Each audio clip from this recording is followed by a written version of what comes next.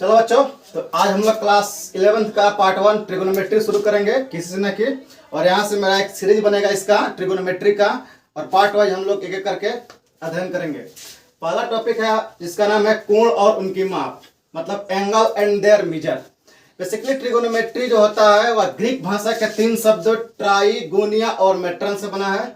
Try को हम लोग हिंदी में 3 बोलते हैं, गोनिया को हम लोग कोण बोलते हैं, और मेट्रन को माप, अर्थात 3 कोण की माप। और बेसिकली 3 कोण जो होते हैं किसी त्रिभुज में होते हैं। इस प्रकार जो त्रिकोणमिति का जो अध्ययन है और इसका संबंध है, जब इसकी शुरुआत हुई तो बेसिकली त्रिभुज की तीनों भुजाओं और उसके कोणों के बीच के परस्पर संबंधों के अध्ययन के क्रम में हुआ था। परंतु आजकल त्रिकोणमिति का जो उपयोग है अनुसंधान क्षेत्रों, वैज्ञानिक प्रगति, बहुत सारे क्षेत्रों में हो रहा है और इसका स्कोप जो है काफी ब्रॉड हो चुका है। तो अब हम लोग त्रिकोणमिति के शाब्दिक अर्थ जान चुके हैं, अब इससे आगे बढ़ेंगे। यहाँ बेसिकली हम यहाँ 2 तरह के एंगल की चर्चा करेंगे, जिसमें पहला जो एंगल होता है जिसको हम लोग बोलते हैं geometry, angle in geometry. Angle in geometry, angle in geometry अर्थात ज्यामिति कोण। ज्यामिति कोण का मतलब होता है, हम लोग बचपन से पढ़ते आ रहे हैं, ज्यामिति में कोण हम लोग बचपन से पढ़ते आ रहे हैं कि एक ही आदि बिंदु, मतलब एक रे ये हुआ और एक रे ये हुआ, ये जो दोनों रे हैं इनका इनिशियल पॉइंट ओ हो और ओ से एक रे ओ है और एक रे ओ भी है, तो इनके बीच का जो यह फिगर बनेगा, यह फिगर ही मेरा कहलाता है एंगल। इसको हम लोग ग्रीक भाषा के अल्फा, बीटा, गामा, थीटा किससे भी डिनोट कर सकते हैं। हम मान लेते हैं कुछ देर के लिए इसको थीटा। तो जो ज्योमेट्रिक का जो एंगल होता है उसका रेंज होता है कि जो थीटा होता है वो थीटा का मान 0 से लेकर 360 के बीच होता है। अर्थात ज्यामिति में जो कोण होते हैं वो 0 से 360 डिग्री के बीच होते हैं। अर्थात हम लोग ये कह सकते हैं कि यहाँ जो निगेटिव एंगल होता है उसका कोई स्कोप नहीं होता है। चाहे आप पेंटागोन लीजिए या हेक्सागोन लीजिए, उसमें 360 से ज़्यादा भी होते हैं, परंतु बेसिकली हम लोग जो लेते हैं एंगल ट्रिगोनोमेट्री ज्योमेट्री में वो 0 से 360 डिग्री के बीच ही होता है। तो एंगल 2 तरह के होते हैं, एक होता है angle in geometry. Types of angle हम सबसे पहले देखेंगे यहाँ पर, types of angle.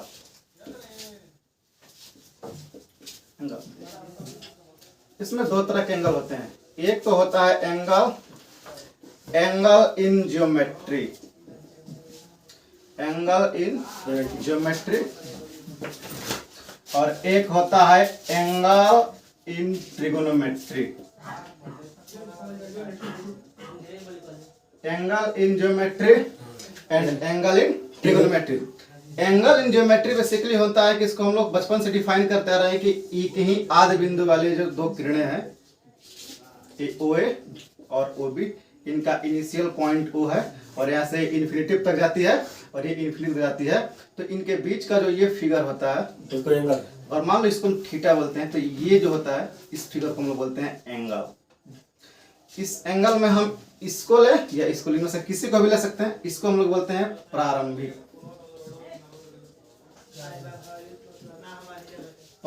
Kiran,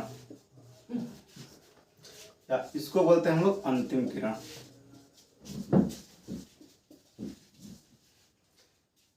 initial रे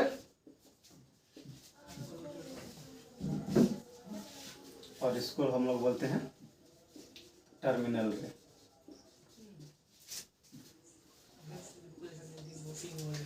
तो थीटा जो ये एंगल होता है इसमें, इसका जो मेजर होता है वो 0 से लेकर 360 के बीच होता है।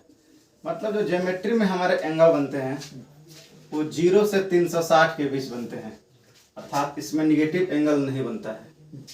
मगर जब हम लोग बात करेंगे ट्रिगोनोमेट्रिक एंगल का, एंगल इन ट्रिगोनोमेट्रिक, तो इसका जो स्कोप होता है वह एंगल इन ज्योमेट्री के स्कोप से काफी बड़ा होता है। एंगल इन ट्रिगोनोमेट्री में हमारा पॉजिटिव एंगल भी होता है, इसमें निगेटिव एंगल भी होता है, बस तो निर्भर करता है कि रोटेशन कैसा हो रहा है। तो हम लोग सबसे पहले एंगल इन ट्रिगोनोमेट्री में देखते हैं।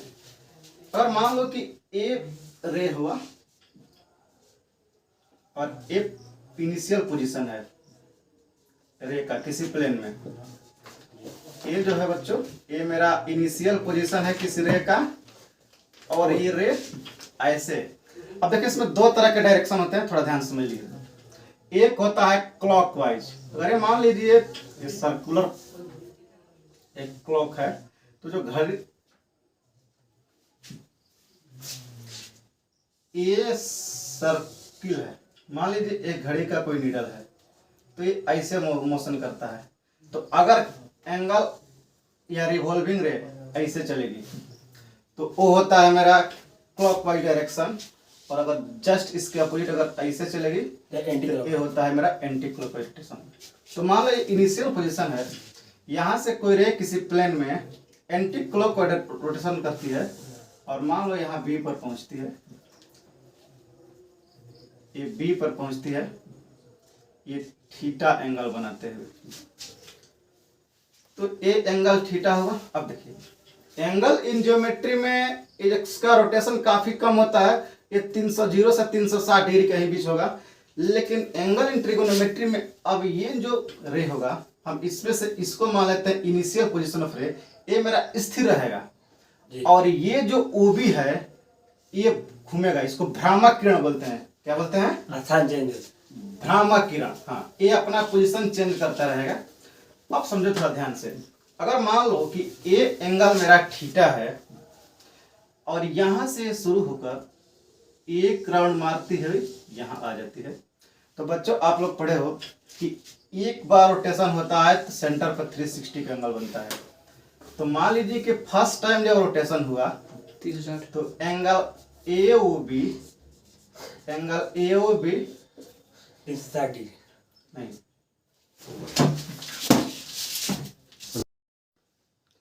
अब देखिए ये थीटा हुआ और यहां से ये घूमते, इसको हम लोग बोलते हैं यही घूमती है, जिसको हम लोग बोलते हैं रिवॉल्विंग रे। रिवॉल्विंग रे मतलब इसको भ्रामक किरण बोलते हैं हम लोग। भ्रामक किरण मतलब घूमने वाले किरण। अगर यहाँ से ये थीटा एंगल बनाते हैं, इसका इनिशियल पॉइंट था, यहाँ से कुछ समय बाद यहाँ थीटा एंगल बनाकर यहाँ आई, अब यहाँ से रोटेशन करते हुए फिर एक राउंड चलकर यहाँ पहुंची, तो एंगल कितना बना? 360 डिग्री।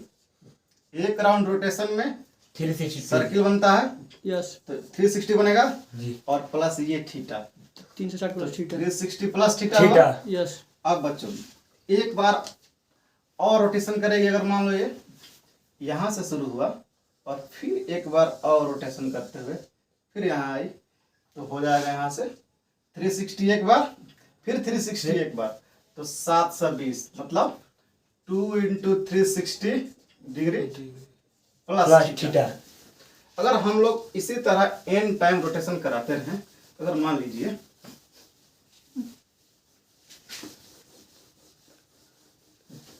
ये रोटेशन अगर मेरा इन टर्म्स तक चलता रहे, ये मान लीजिए थीटा हुआ, यहाँ से एक टर्म रोटेशन 360, फिर एक बार और रोटेशन, तो 360 plus theta one time, 2 × 360 plus theta second time, और फिर यहाँ से एक बार और रोटेशन करके यहाँ आएगी, तो ये होगा 3 × 360 डिग्री प्लस थीटा। और इसी प्रकार अगर मान लीजिए यह n टाइम तक रोटेशन करते हुए चलेगी, तो इसका जो एंगल होगा n × 360 प्लस थीटा, ये होता है इसका रोटेशन से बना angle after n time rotation. ठीक है। अब देखिए ये एंगल जो होंगे हमारे पॉजिटिव होंगे। क्यों? क्योंकि ये जो रोटेशन हो रहा है ये एंटी क्लॉकवाइज हो रहा है। अभी मैं इसके बारे में साइन ऑफ एंगल बतलाऊंगा, तो वहाँ आपको बतलाऊंगा। तो ये हुआ हमारा ट्रिगोनोमेट्रिक एंगल। आप लोग देख रहे हैं कि ज्योमेट्री में जो एंगल हुआ, वो जो ये मान लीजिए यहाँ एंगल था थीटा, तो यहाँ से अधिक 360 तक ही मूव कर सकता था, स्मॉल रोटेशन होता है। लेकिन यहाँ ऐसे रिवॉल्विंग रे घूमती गई और हमारा एंगल बनता गया। ठीक है, तो ये होता है ट्रिगोनोमेट्रिक एंगल, जो चाहे आपके ऊपर डिपेंड करता है। 1 लाख डिग्री का भी हो सकता है, 10 लाख डिग्री का भी हो सकता है, क्योंकि ये -∞ टू +∞ तो रहा है। अब हम लोग थोड़ा ध्यान से समझिए, हम समझेंगे इसके साइन के बारे में कि एंगल का साइन क्या हो। ट्रिगोनोमेट्री में जो बेसिकली एंगल होते हैं वो ज्योमेट्री में तो केवल पॉजिटिव बनता है, लेकिन ट्रिगोनोमेट्री में जो एंगल बनेंगे वो पॉजिटिव भी होंगे और निगेटिव भी एंगल, दोनों तरह के एंगल बनेंगे। तो हम लोग निगेटिव एंगल पर अब चर्चा करेंगे। अब देखिए, अगर ये मान लीजिए मेरा इनिशियल पोजीशन है रे का, और यहां से कोई रे ऐसे, ये है एंटी क्लॉकवाइज। देखिए एंटी क्लॉकवाइज ऐसे होता है, क्लॉकवाइज ऐसे होता है, क्योंकि घड़ी ऐसे चलती है यहाँ, और एंटी क्लॉकवाइज मतलब घड़ी के विपरीत दिशा में। तो अगर मान लीजिए बच्चों कि ये एंगल मेरा थीटा है, तो अगर यह एंगल, ये कोई जरूरी थोड़ी है कि ये जो थीटा ऐसे जा रहा है, ये इनिशियल पोजीशन से यहाँ भी आ सकता है, ऐसे भी आ सकता है। तो अगर माइनस ऐसे जाएगा तो हम लोग बोलते हैं एंटी क्लॉकवाइज। अभी मैंने सारा एंगल बतलाया था जो एंटी क्लॉकवाइज डायरेक्शन में था, और वो सारे के सारे एंगल जो होते हैं वो हमारे पॉजिटिव होते हैं। अब हम लोग अगर मान लीजिए रोटेशन ऐसे होता है, रिवॉल्विंग रे क्लॉकवाइज रोटेशन करना शुरू कर दे, क्लॉकवाइज रोटेशन, तो क्लॉकवाइज जब रोटेशन करेगी, तो अगर ये एंगल थीटा है, तो अगर मान लीजिए यहाँ से शुरू हुआ और एक करण मारा यहाँ पर, तो ये होगा 360 बस माइनस साइन के साथ, और यहाँ से फिर माइनस थीटा। फिर अगर सेकेंड टाइम रोटेशन होगा तो फिर एक बार और 360 बनेगा, तो -2 × 360, और यहाँ से माइनस थीटा जो इनिशियल पोजीशन से बना रही है जी। फिर अगर थर्ड टाइम रोटेशन होगा वाला, यहाँ से -3 × 360 माइनस थीटा। इसी प्रकार अगर मान लीजिए क्लॉकवाइज रोटेशन घड़ी के दिशा में अगर आफ्टर n टाइम रोटेशन हुआ, तो after n time rotation angle subtend होगा -n × 360 माइनस थीटा होगा। तो यहाँ से आप लोगों ने देखा है कि जो ट्रिगोनोमेट्री का एंगल होता है वो रिवॉल्विंग रे के रोटेशन पर डिपेंड करता है, जो n × 360 प्लस थीटा में भी हो सकता है, और -n × 360 माइनस थीटा में भी हो सकता है। मतलब ये पॉजिटिव भी होगा और निगेटिव होगा। बट ये जो निगेटिव एंगल होते हैं ये हमारे ज्योमेट्री में नहीं होते हैं, ये केवल ट्रिगोनोमेट्री में होते हैं। ठीक है। अब हम लोग ट्रिगोनोमेट्रिक एंगल के बारे में जानेंगे। ट्रिगोनोमेट्रिक एंगल में क्लॉकवाइज रोटेशन होगा तो पॉजिटिव एंगल सबटेंड होता है, डिपेंड करता है कि रिवॉल्विंग रे कितना रोटेशन कर रही है। और उसके बाद होता है ये निगेटिव एंगल बनेगा जब रोटेशन हमारा होगा क्लॉकवाइज, और पॉजिटिव होगा जब रोटेशन होगा हमारा एंटी क्लॉकवाइज। ठीक है। तो अब हम लोग देखेंगे यहाँ से क्वाड्रेंट के बारे में।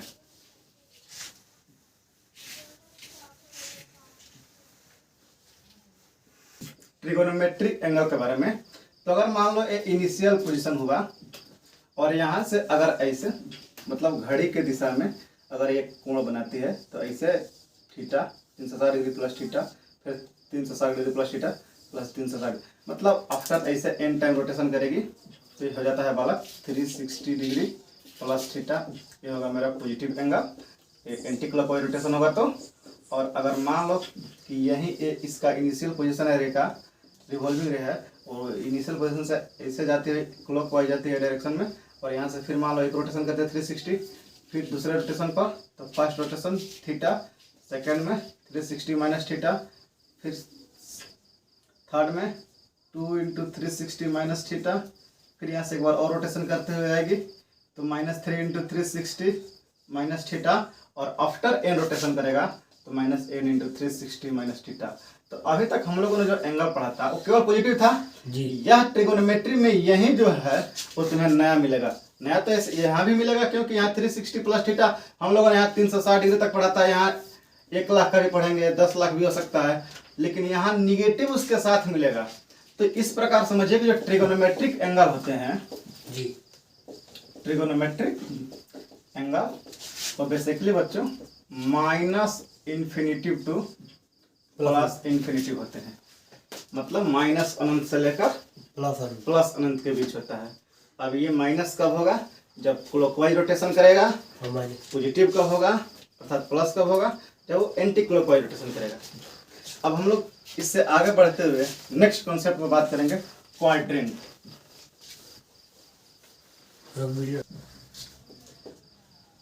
क्वाड्रेंट देखिए, क्वाड्रेंट में बेसिकली होता है कि मान लीजिए मेरा परपेंडिकुलर 2 एक्सिस होते हैं। एक होता है कि एक्स एक्सिस है जो हॉरिजॉन्टली होता है, और ये मेरा वाई एक्सिस है, ये दोनों यहाँ पर कट कर रहा है। ये मेरा होता है ओरिजिन। अब देखिए ये जो एक्स पॉजिटिव होता है बच्चों, यही जो होता है वह इनिशियल पोजीशन लेते हैं। इसको हम लोग इनिशियल पोजीशन लेते हैं रे का। और जो भी कैलकुलेशन करना होगा हम लोग इसके अकॉर्डेंस में एंटी क्लॉकवाइज या क्लॉकवाइज डायरेक्शन में हम लोग करेंगे। ठीक है, तो मान लीजिए कि ये इनिशियल पोजीशन है रिवॉल्विंग रेखा, और यहाँ से एक थीटा एंगल बनाते हुए, सॉरी पहले यहाँ से थोड़ा ध्यान दे समझिए। ये इनिशियल पोजीशन है, तो ये देखिए ये परपेंडिकुलर एक्सिस होते हैं, परपेंडिकुलर एक्सिस होते हैं। अगर मान लीजिए कि अगर यहाँ पर होगा रिवॉल्विंग रे, अगर ओ एक्स पर ही होगा तो थीटा जो होगा एंगल मेरा 0 होगा। अगर यहाँ से अगर ऐसे चलते हुए अगर ये वाई पर आएगा तो जो मैक्सिमम एंगल बनेगा बालक वो बनेगा 90 डिग्री। तो अगर मान लो कि ये एंगल यहाँ से एंटी क्लॉक डायरेक्शन में रिवॉल्विंग रे थीटा एंगल बनाती है, तो जो थीटा का मैक्सिमम वैल्यू होगा वो एक्स पर तो होगा नहीं, एक्स से इधर चलेगा, क्योंकि एक्स पर होगा तो 0 हो जाएगा। क्योंकि सारा हम लोग जो लेने की परिपाटी है उसमें ओ एक्स पॉजिटिव को ही हम लोग रिवॉल्विंग रे का इनिशियल पोजीशन लेते हैं, और यहाँ से रे ऐसे चलना शुरू करेगी तो पॉजिटिव होगा, ऐसे आएगी तो निगेटिव। तो अगर मान लो कि ये इसका इनिशियल पोजीशन है तो यहाँ 0 हो जाएगा, और यहाँ से ऐसे चलेगी तो अगर वाई पर आएगी तो एक 90 डिग्री रोटेट होगा, क्योंकि ये परपेंडिकुलर एक्सिस होता है तो 90 डिग्री का एंगल बनेगा। तो अगर ये थीटा है तो ये थीटा का जो मैक्सिमम वैल्यू होगा, सॉरी थीटा का जो वैल्यू होगा वो 0 से बड़ा होगा, क्योंकि 0 पर तो एक्स पर हो जाएगा, और 90 डिग्री से छोटा होगा क्योंकि 90 पर यहाँ हो जाएगा। ठीक है, तो इसको हम लोग बोलते हैं फर्स्ट क्वाड्रेंट। इसको हम लोग बोलते हैं फर्स्ट क्वाड्रेंट। तो फर्स्ट क्वाड्रेंट का जो रेंज होता है जहां तक एक किरण लाई कर सकती है वो 0 से बड़ी होगी और 90 से छोटी होगी। लेकिन अगर मान लीजिए कि जैसे ही रोटेशन ऐसे बढ़ते हुए यहाँ से बढ़ते हुए अगर यहाँ आ जाता है ये ऐसे, तो अब एंगल का जो रोटेशन हुआ ये इतना हुआ। तो इसमें देखिए ये 90 डिग्री है, तो 90 से जैसे ऐसे आओगे तो ये 90 से बड़ा हो जाएगा। और अगर यहाँ से यहाँ आएगा, अगर ये किरण यहाँ आती है, यहाँ से शुरू होकर यहाँ, तो किसी रेखा पर कितना डिग्री एंगल बनता है? 180 डिग्री। तो 180 हो जाएगा। लेकिन अगर ये यहाँ आएगी तब 180 बनेगा, और यहाँ रहेगी तो 90 डिग्री बनेगा। लेकिन हमको तो लेना है इसके बीच में। इसका मतलब है कि सेकेंड क्वार्टर का जो स्कोप होगा वो 90 डिग्री से तो बड़ा होगा, मगर 180 से छोटा होगा। इसको हम लोग बोलते हैं सेकेंड क्वाड्रेंट। इसको हम लोग बोलते हैं सेकेंड क्वाड्रेंट, मतलब इसको द्वितीय पाद बोलते हैं या द्वितीय चतुर्थांश बोलते हैं। इसको प्रथम पाद बोलते हैं या प्रथम चतुर्थांश बोलते हैं। अगर बच्चों इसी प्रकार अगर मान लीजिए कि एक बार और रोटेशन करते हुए यहाँ से चलकर अगर यहाँ आती है तो रोटेशन कुछ ऐसे होगा। तो ये मेरा हो गया 180 डिग्री, और 180 जैसे यहाँ आएगी तो ये 180 से थीटा जो होगा वो बड़ा हो जाएगा। लेकिन अगर यहाँ पर आएगा तो 207, ये 90, फिर ए 90 और फिर ए 90, तब 270 बनेगा। लेकिन जैसे यहाँ से ऐसे इस एक्स डैश से इधर आएगी तो 180 से बड़ा होगा और 270 से छोटा होगा। तो इस क्वार्टर में जो भी एंगल होगा वो 180 से बड़ा होगा और 270 से छोटा होगा। और इसी प्रकार रोटेशन करते हुए अगर मान लीजिए यहाँ आ जाती है, जिसको हम लोग बोलते हैं फोर्थ क्वाड्रेंट, एक फुल रोटेशन में यहाँ पहुँचती है, तो ये जो यहाँ पर पहुँचेगी तो 270 होगा।